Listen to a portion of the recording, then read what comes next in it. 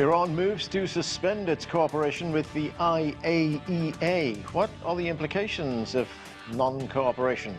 Hello, I'm Anand Naidu and this is The Heat.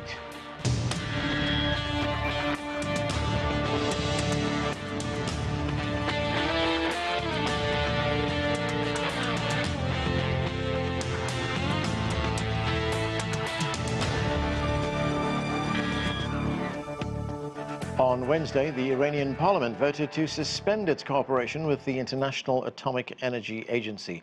There are also reports that Iran might withdraw from the UN's nuclear non-proliferation treaty. Meanwhile, US President Donald Trump continues to claim success over the bombing of 3 Iranian nuclear sites and has stated that Washington and Tehran will hold talks next week. We're joined now by CGTN's Owen Fairclough, who's been following events. Owen, what's the latest? Anand, you have to wonder if the word obliterated is fast entering the lexicon of this second Trump presidency. Remember, that was the word that the US president used in the wake of that bombing of those 3 contested nuclear sites in Iran. We'll get into that in just a second, because clearly with this fragile ceasefire between Iran and Israel in place after their so-called 12-day war, there are huge questions to be asked about the path forward, potentially for diplomacy, potentially for some kind of deal that would see Iran potentially scaling back its nuclear development program. Donald Trump has spent much of the past 48 hours in the Netherlands at the NATO summit. Having finished that, he was quickly back into this seemingly intractable problem. Just before he left the Netherlands to return to Washington, D.C. this Wednesday evening, he spoke about Iran. Let's hear from the US president. We're going to talk to them next week with Iran. We may sign an agreement. I don't know. To me, I don't think it's that necessary. I mean, they had a war, they fought. Now they're going back to their world. I don't care if I have an agreement or not. The only thing we'd be asking for is what we were asking for before about we want no nuclear, but we destroyed the nuclear. In other words, it's destroyed. I said Iran will not have nuclear. Well, we blew it up. It's blown up. To kingdom come. If you can detect some uncertainty in Donald Trump's words there, Arnon, perhaps that's because, as we understand it, Iran has not acknowledged these talks. There's no date set for any talks next week. But remember that before Trump ordered that unilateral bombing of those targets in Tehran, there were talks or negotiations scheduled in the Gulf state of Oman before that strike. That might be a potential location for those talks to pick up. Trump's Middle Eastern envoy, Steve Witkoff, has been at pains to say that direct and indirect discussions are taking place with some elements of the Iranian leadership, and that suggests the conversation is ongoing. And of course, that ceasefire is in place between Iran and Israel. Signs of life returning to some kind of normalcy, with Iranian airspace, we understand, reopening on Wednesday. Anand. Thanks, Owen. That's CGTN's Owen Fairclough reporting. Well, to discuss that and more, let's bring in our guests. Joining us here in the studio, Dan Arbell is a scholar in residence at the Center for Israeli Studies at American University. From Texas, we're joined by Hicham Hamdan. He is a political analyst and former diplomat, including service as a representative of Lebanon at the United Nations. Also in the studio, Edmund Ghareeb is an academic and Middle East expert. And from Boston, we're joined by Kaveh Afrasiabi. He is a political scientist and author specializing in Iran's foreign and nuclear affairs. Thanks, everyone, for being with us. Kaveh Afrasiabi, Iran's parliament has voted to suspend cooperation with the UN's nuclear watchdog, the IAEA, as we've just been reporting. There's even talk of withdrawing from the nuclear non-proliferation treaty. What are the implications of that? I mean, what could happen if they do pull out? Well, the most important thing is Iran's cooperation with the IAEA, because if that cooperation is non-existing, the mere formality of Iran's, staying or not staying in the NPT doesn't really matter that much. This decision by the parliament has been coming unexpectedly, but I think that there'll be some resistance to it by the Pezeshkian government. So we have to see if this will be finalized after all.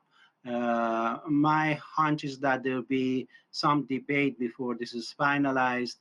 But this is a stern warning to the IAEA and the scope of Iran's unhappiness with the very poor performance of its Director General, who basically is branded as an accomplice of Israel's invasion by his failure to condemn the invasion and the attack on Iran's facilities, as well as the very politically motivated document that he produced together with the European three that set the diplomatic stage for Israel's naked aggression against Iran.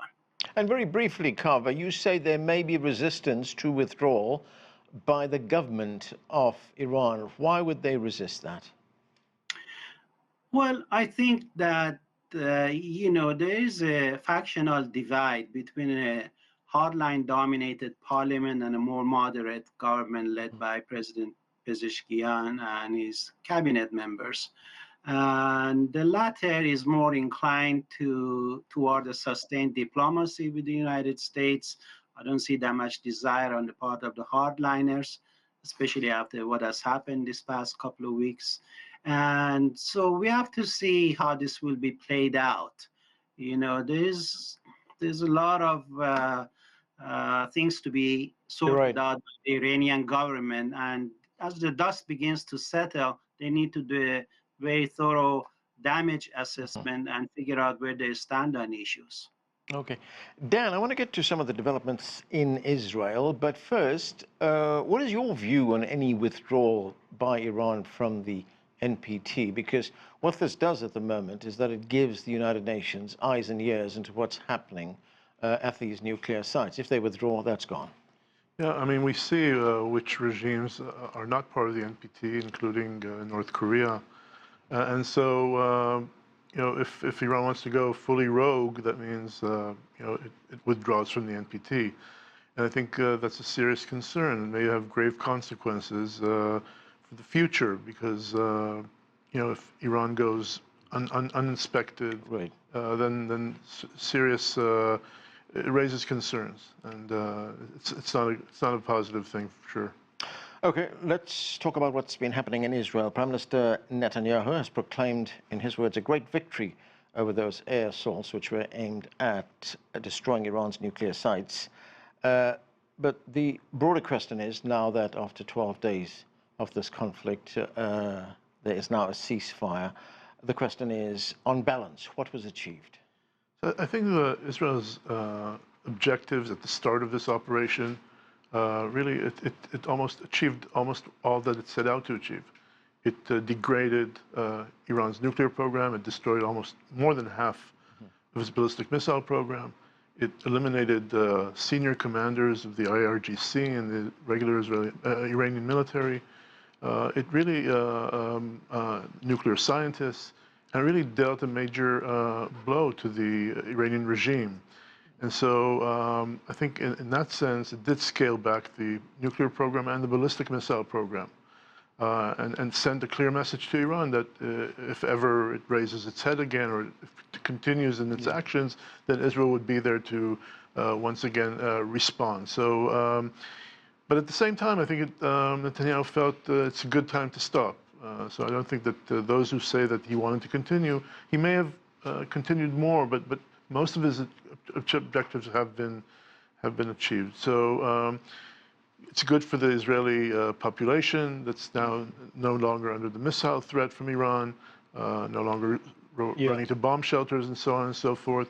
So it gives time to giving diplomacy a chance, giving Trump a chance, and then see where it goes. And again, if Israel feels that at any point threatened, then it can resume what it started. But right now, this pause is good for Israel. Right. And talking about the destruction of those sites, I mean, there's been mixed messages, or I could say confusing messages coming out of the United States. We initially heard that it was set back a few months. Now we're hearing that it was completely, well, as our reporter said, obliterated. Right. So there's still different versions to that, and there's no agreement yet as to what has happened. And I think it may take a few more days or at least a few more weeks till we actually get an accurate reading of what went on and what actually damage occurred.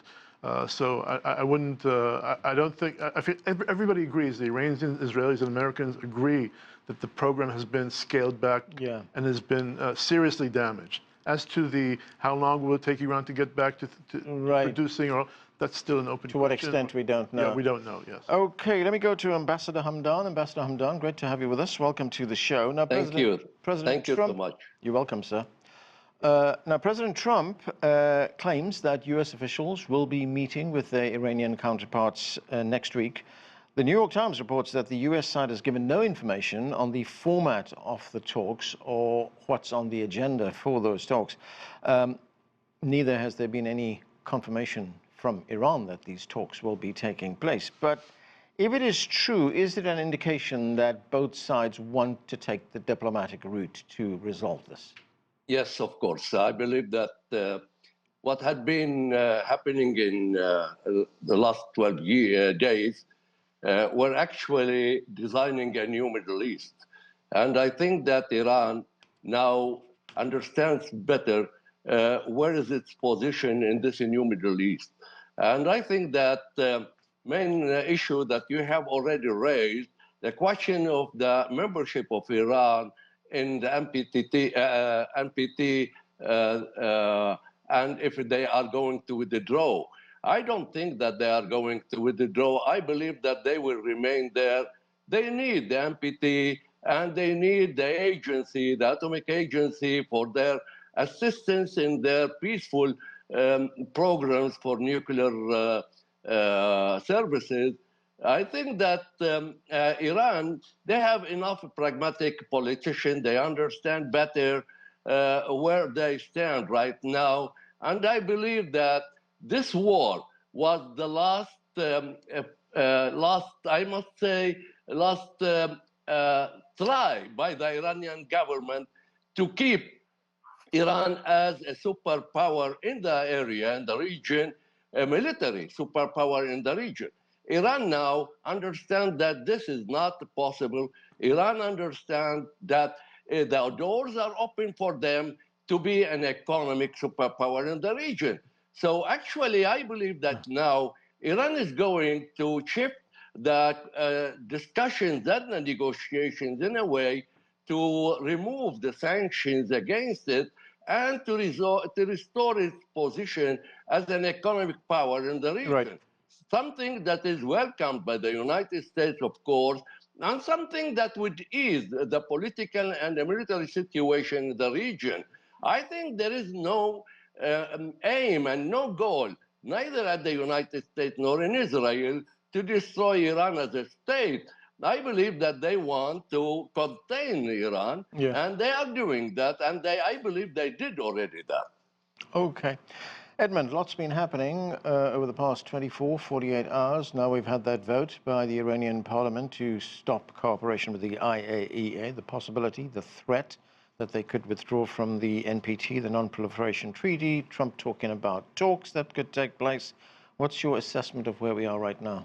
Well, clearly the Iranians were unhappy with the International Atomic Energy Agency and with its head.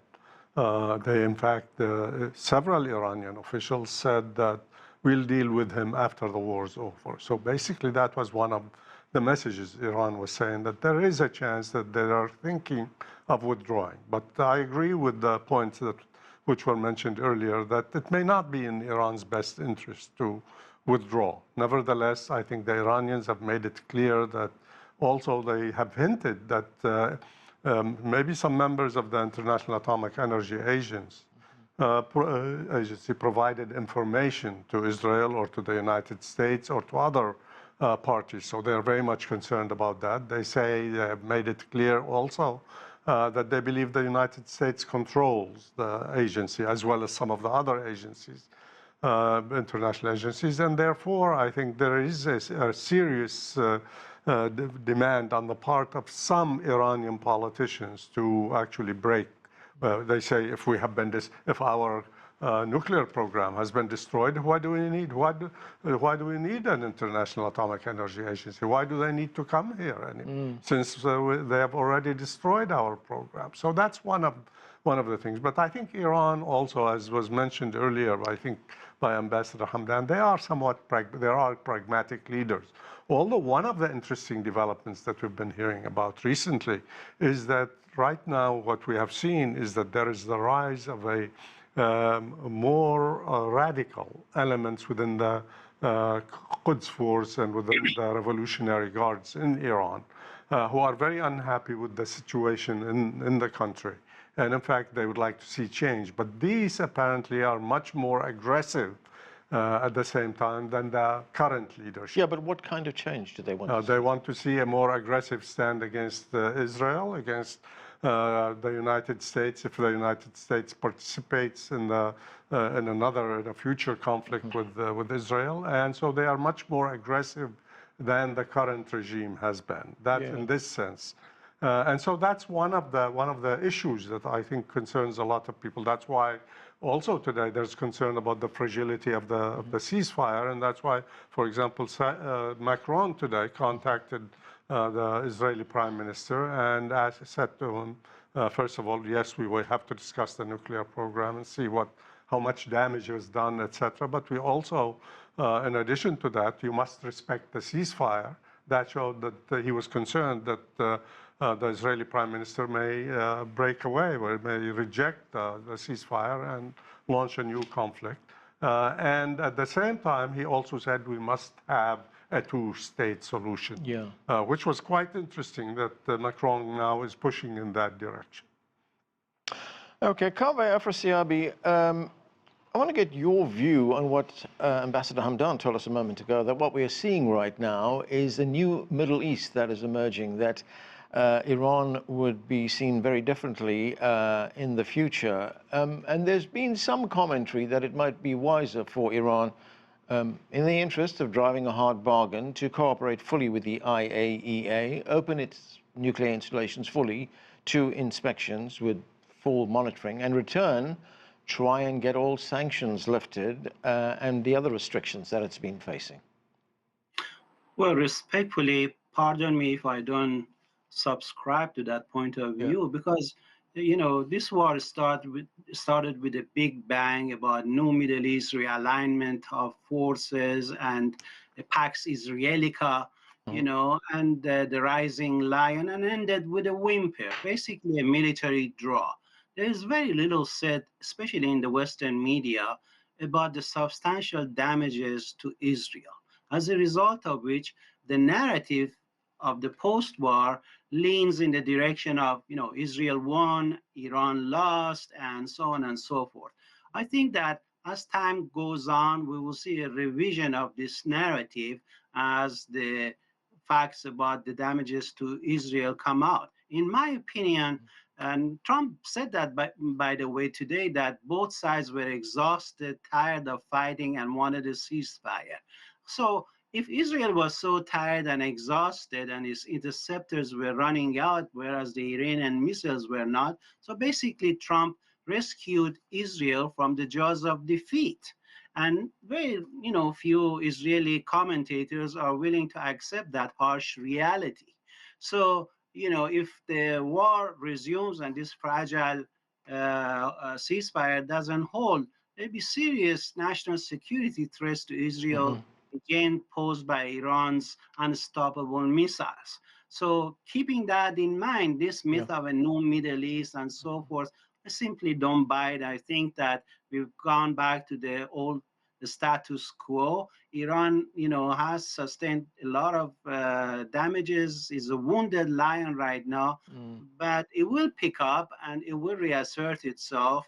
There's a lot of allies in the region, and Israel, which used this war as an scapegoat for a more efficient ethnic cleansing in Gaza, killing close to 1,000 innocent Palestinians during these 12 days, is now back to the old problem of how to handle Hamas, which killed 7 Israelis just yesterday, and so on and so forth. So Israel has its hands full, and the region is as it was before the war, basically.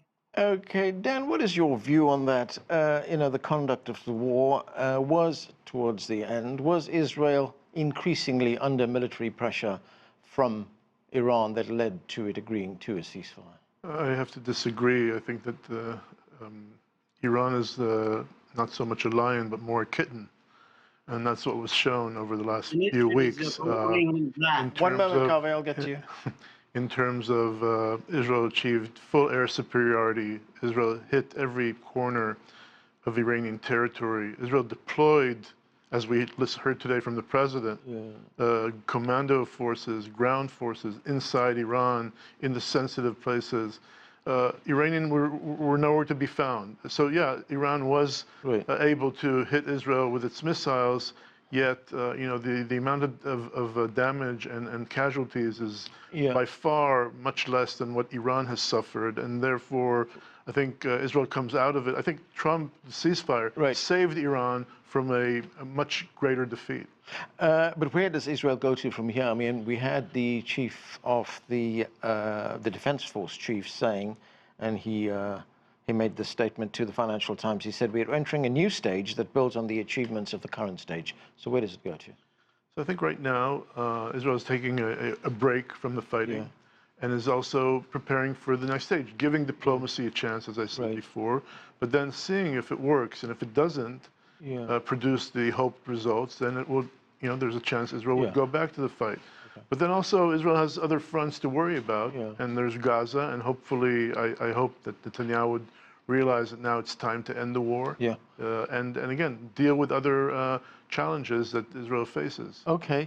Ambassador Hamdan, there's another aspect of this conflict that we've been looking at, and that is the legality of what happened. The New York Times published an opinion piece last week by a law professor at Yale University.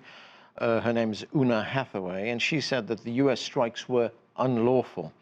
On the one hand, President Trump did not obtain the approval of the United States Congress, which is something that is required by the United States Constitution, nor was there any kind of approval from the UN Security Council. So was this entire campaign a series of violations of international law? Well, actually, I think that what had been declared by the agency or the council of the agency recently about the role of Iran to violate its obligations under the treaty had created a basis for such a reaction, legal reaction from superpowers, from those who are in charge of keeping the treaty or defending the treaty. The question here is that there is a treaty that had been accepted almost globally, 1995, and was considered as an outcome of an American politics at the same at that moment. You remember, after the fall of the Soviet Union, the United States was leading the world into a new world order. And I was there when we were discussing the indefinite prolongation of the NPT. And I still remember that there had been a fierce discussion on this issue, especially regarding having the Middle East as a free zone of nuclear arms, and the United States made it clear that this could not be possible. They would not press Israel to retrieve or to drop its nuclear project and program, except when there is peace. So for the United States, they considered that this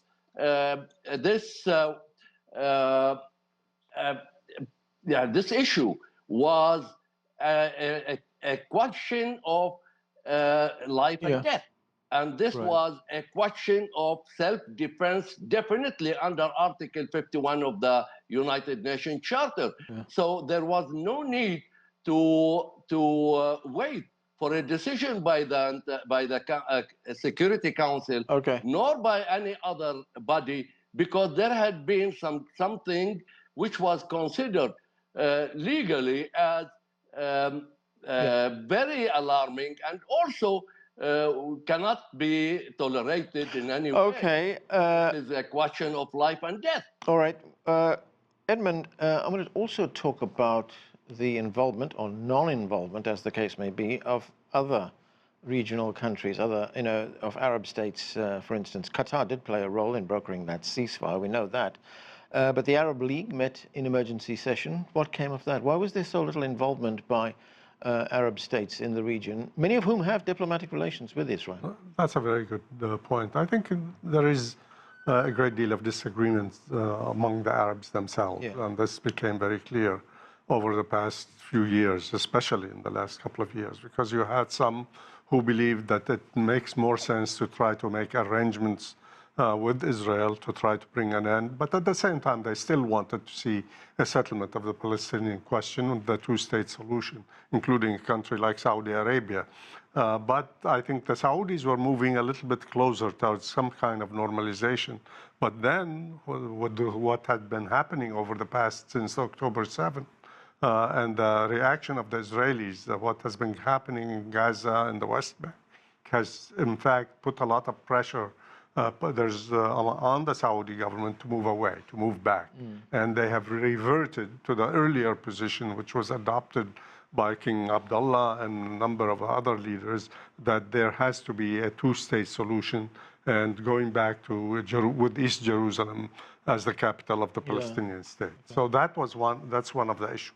The second thing, many of these governments are in many ways facing a lot of difficulties, internal difficulties as well, economic difficulties, not the Gulf countries, but some of the other Arab countries near Israel. And they did not want to see a conflict. And perhaps that's why I think this encouraged some of the extremists in Israel to move. We've also heard from some analysts that there's a difference in opinion from the Arab street and Arab leadership. Absolutely. Yeah. Clearly, that's very clear. There's no doubt that the Arab street is very angry. And this is where I think one of the dangers, in a sense. This is, if you go back to what happened in 1948, when about 750,000 Palestinians were forced out or fled. What happened was that we began to see a number of coups d'etat in the Middle East. We saw it in Syria, saw it in Egypt, we saw it in Iraq, we saw many. So I think that we might see many similar events down the road. We are going to have to leave it there. Thank you to all of you for being with us. That is it for this edition of The Heat. I'm Anand Naidu in Washington, D.C.